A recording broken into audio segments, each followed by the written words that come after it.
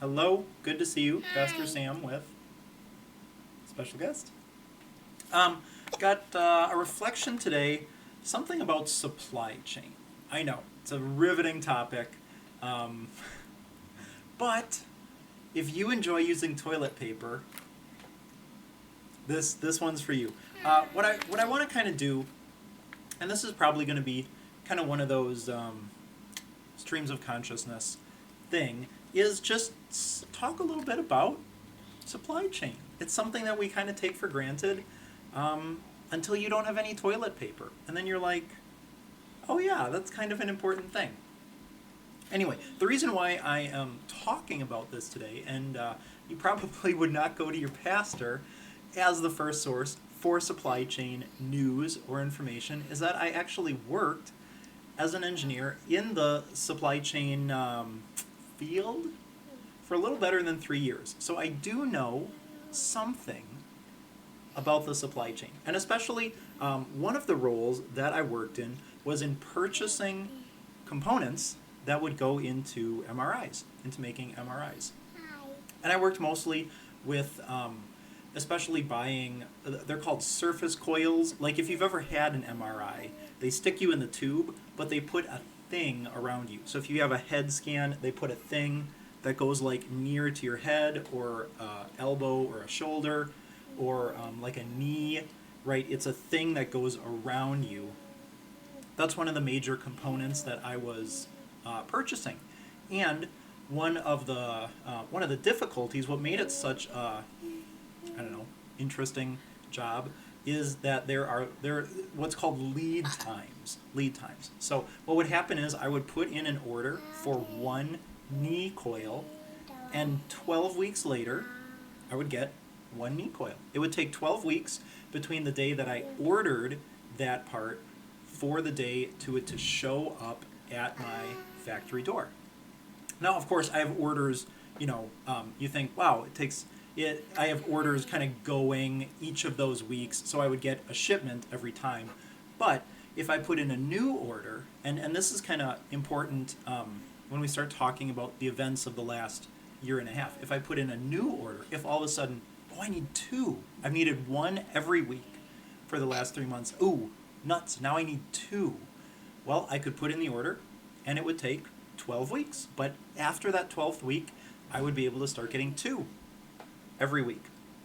Anyway, and one of it's not quite that easy though. It sounds, and this is some of the struggle that I think we feel, and that maybe you voiced over these last 18 months, is something to the effect of, why can't they just get more, or make more, or have more, or whatever? Why are we out of these basic things? And that's because really the whole of the manufacturing world runs or tries to run at a pretty level state, right? If you are making, since I'm talking about MRIs, if you are making knee coils, you want to make one every single week. You don't want to make 10 and then a couple of months later make 10 and then a couple of months later make 10. For one thing, well, there's just all kinds of things that go into it. Think about your laborers is probably the first one. You're not going to want to pay people to show up for 1 week and then send them home for a couple months and then have them come back. You expect to kind of have a job every day and to be able to work at that job each day, as opposed to being like, no, we don't need you. We'll see you in a month. Good luck. Hopefully you have enough food and toilet paper. Haha. Until then. So all of, no matter what you are, the entire manufacturing world likes to run at a nice, even, steady pace. And there's different tools. If you're interested in supply chain, I mean, come and talk to me. I would love to talk supply chain theory with you, but I don't want to bore you as well. Uh, so what we do, what's called forecasting. We anticipate demand. So you think about something seasonal, like wrapping paper is a good example, where starting at January, nothing, nothing, nothing. Maybe a little bit of like birthday. Maybe there's some holidays where you do wrapping paper, but then, oh, Christmas. It's like, holy moly, everybody and their brother literally needs wrapping paper.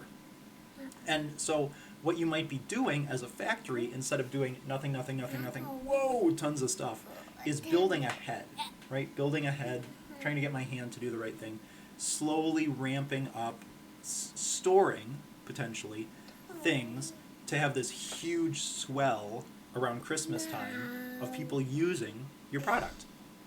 Now, if you, so that's a very seasonal item, as opposed to something like toilet paper. Since I've been talking about toilet paper, people generally use that, maybe not an individual, but as a community, as a state, as a nation, we probably use the same total amount of toilet paper every week. It's not going to vary dramatically, like plus or minus. I mean, I would say 5% would be extreme if it goes up or down that much within a week. So if you are a manufacturer of toilet paper, you're making the same amount every week. It's very easy, very predictable. Sure, there might be like a huge outbreak of E. coli or salmonella that might cause a little bit of blipping, but generally nothing so extreme as what we've seen these last 18 months. And one of the tenets of manufacturing, one of the marks of actually a good manufacturing operation, is to have a low amount of inventory sitting in the factory. So a marker of excellence is the ability to move your inventory a certain amount during the year. I'm trying to not be like super theoretical and like in-depthy, but whatever. So if you have 1 day of inventory on hand, you'll turn through that every day. If you have 10 days of inventory on hand, it will take 10 days before you turn through that. And so the problem is, if you have 10 days, well, yeah, that's really nice if you have those fluctuations, but all of your money is tied up in having stuff sit around, usually for no reason. And so companies are trying to reduce the amount of inventory that they have so that they can use their money to do new and different things, to develop new products, to improve their equipment, to do whatever, right? Instead of having it basically sitting around doing nothing, they're using that money, reducing the amount of inventory that they hold, and all of these improvements, where it matters to you, these improvements get passed on to you, the consumer, in terms of reduced cost. If they're able to use their money to buy better equipment, they can make the toilet paper faster.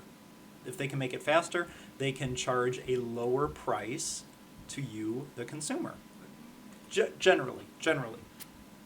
This is how it works. Now, what I've been trying to set up is, in the history of manufacturing, we have never seen anything like these past 18 months.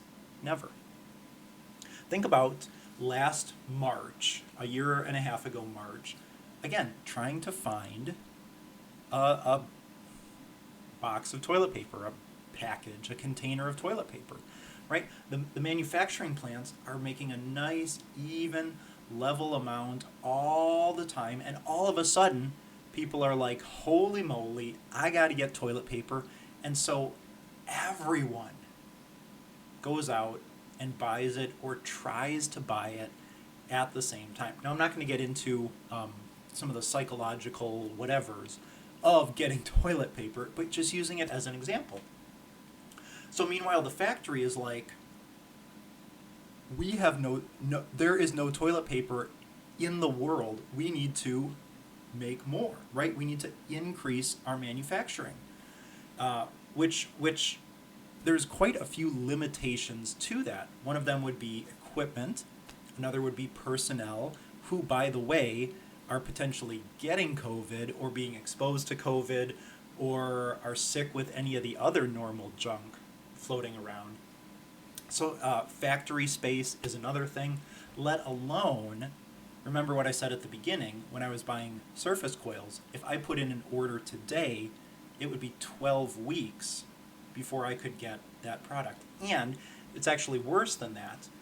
because my suppliers are also using a forecast, and they have subcomponents that had, at least in the MRI field, 20 to 26 week. That's half a year. It would take them 6 months if they said we need two, whatever, semiconductors, chips, circuit boards. We need two of those a week instead of one a week. It would be 6 months before they could do it. Tack on another 3 months before I could get it. So we're talking about potentially a 9-month gap. If you say all of a sudden we need twice the amount of stuff, it's not like, okay, let's work some overtime.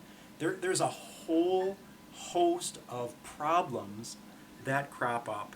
And at the very least, you're talking about the amount of time to be getting all of this material to the right spot, let alone we in South Dakota, right? Remember the Smithfield pork processing plant closed down or nearly closed down, or was at such reduced capacity, and meat prices were like crazy because the problem was that the employees were, again, either getting COVID, being exposed to it, getting it somewhere else, all kinds of different problems preventing them from working. So in that case, it was a labor problem, and in these other industries, I imagine it was a raw material problem, right? Trees only grow at a certain rate, and it's very difficult to tell a tree to grow faster. It's also very difficult to make more trees. Now, yeah, you can plant one, but I think it's a Japanese proverb, when's the best time to plant a tree? 20 years ago, right? This is not like, oh, just go cut down more trees kind of thing. There's a lot going into supply chain. And so it's not just a matter of, okay, call some overtime, get more toilet paper, let's get things cracking. No, it's actually an incredibly complicated process that goes into play, and all of these factors and choices that different manufacturing companies are making are in the interest of you being able to save you money, because they could carry 6 months of inventory in their factory. They'd need enormous warehouses, they'd need staff to move all of that over. So think about, instead of paying $1 for a roll of toilet paper, if it costs you $5 now, is that a sacrifice you are willing to make all the time just in the happenstance that we have another disruption like this? I doubt it. I mean, when it happens, you'd probably say, yeah, I would pay somebody $5 for a roll of toilet paper. But right now, today, if you went out to Menards or Walmart or Dakota Mart or wherever, and the price of toilet paper was suddenly 5 times as much, would you be like, oh yeah, I'll gladly pay this to make sure I have some? Or would you be like, what's the deal with this? I'm not paying that much. It used to be this, and now it's this? They got to get their act together, right? You would be incredulous at the company. You'd be wondering why they're making such terrible choices, why they're being so greedy in charging you that much, not realizing that all the while they've been reducing inventory, they've been staffing at just the right level to save you money. And we've been reaping the benefits of that for the past 40, 50 years, slowly over time, but we've grown accustomed to it. And so the solution to the problem is a matter of money, right? Are you prepared to pay $5 for a roll of toilet paper instead of one? I don't know what a roll costs, right? We buy ours in bulk. But anyway, just an example.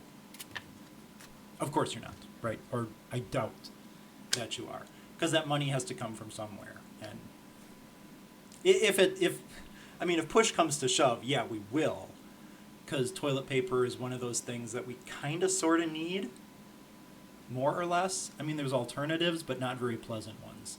So anyway, what I want to talk about a little bit is, are we going to recover? Are we going to recover? Yeah, I mean, eventually, 100 years from now, I'm sure things will be, well, not back to normal, but 100 years of now, they will look back upon these days and say, wow, I sure would have hated to be alive then. Or maybe they'll envy us because things will be so much worse in the future. Anyway, slight joking aside, yeah, of course we'll recover. Companies are going to be making new choices about things. I doubt that will be carrying much more inventory. It may mean carrying a bit more. Definitely not double. But it may mean some different things. One of the possibilities is insourcing. So right now, pull when you well, you won't do that until tonight. Take a look at where your shirt is made, or your pants. They're not made in China anymore because it's too expensive to make clothing in China. They're made in Vietnam or Thailand, or I think there was a country in Africa, gosh, that made Paul's clothes. Ethiopia. We bought Paul a new polo, and it was made in Ethiopia. It is just too expensive to make clothes in China anymore. Yeah, that day has come. So now it's Ethiopia that is making our clothing. And again, these are all in the interest of saving you money. But as we continue to expand and use the entire world in order to make a shirt, that carries enormous risks with it. Risks which usually have a very low percentage of occurring. But when they do, the past 18 months, things go really bad really quickly. And we're out of tons of different things in all sorts of industries. It takes forever to get stuff. Things cost way more than they normally would. The amount of selection and variety is reduced. Think about the soda machine upstairs in our church only has half of the sodas because they just aren't stocking the other the other 4 slots. Only 4 out of the 8 slots have anything in them. That's a choice that whatever the distributor of Coca-Cola made in our particular vending machine. It wasn't worth it to them, or they weren't able to supply all of these different varieties. There's a reduced amount of selection available. One of the ways to combat that is by increasing prices. So you can either, again, like I said, have more on hand, more inventory. That's an unattractive solution because it means more. Hold on, I gotta help my daughter. False alarm. More inventory, not going to happen. Something called insourcing, which I think I was getting to, and then I interrupted myself, which is the idea of, talking about clothes. Instead of making clothing in Ethiopia or Vietnam or Thailand or China, making it down the road. And kind of getting back to more of a village model of manufacturing instead of this incredibly specialized model where we have a shoe factory that churns out hundreds or thousands of shoes every day and are just cranking through it and can do it with great efficiency and low cost, but they're at the mercy of raw materials that are made, I don't know, somewhere else and have to be freighted in and boated in. Insourcing, making it a few houses down, cuts away some of those problems. Getting I don't know, shoes are made out of leather, but getting the leather from local animals, turning that into clothing or shoes or whatever, all within the same village, within the same town, makes goods readily available. The problem, again, is the cost. Problem is cost. We don't have enormous factories set up to make these widgets at the absolute cheapest cost we can. So which of these things are we willing to lose, right? What are we willing to lose? And that's kind of where I want to leave us, is we will recover. The world will recover. The manufacturing companies will get back to making the same amount of toilet paper every week, and we'll be fine until the next thing happens. Or are we willing to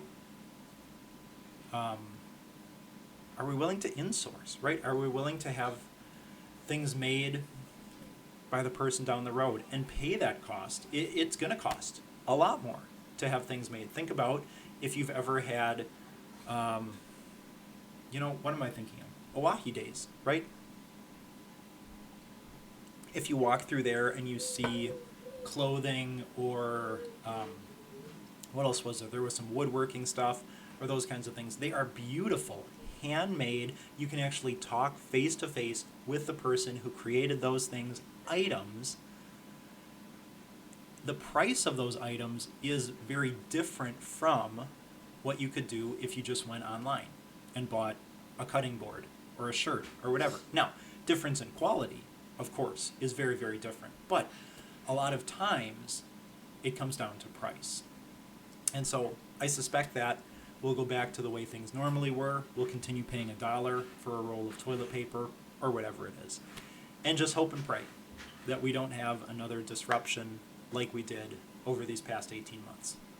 Maybe we won't. Maybe you'll die before it happens.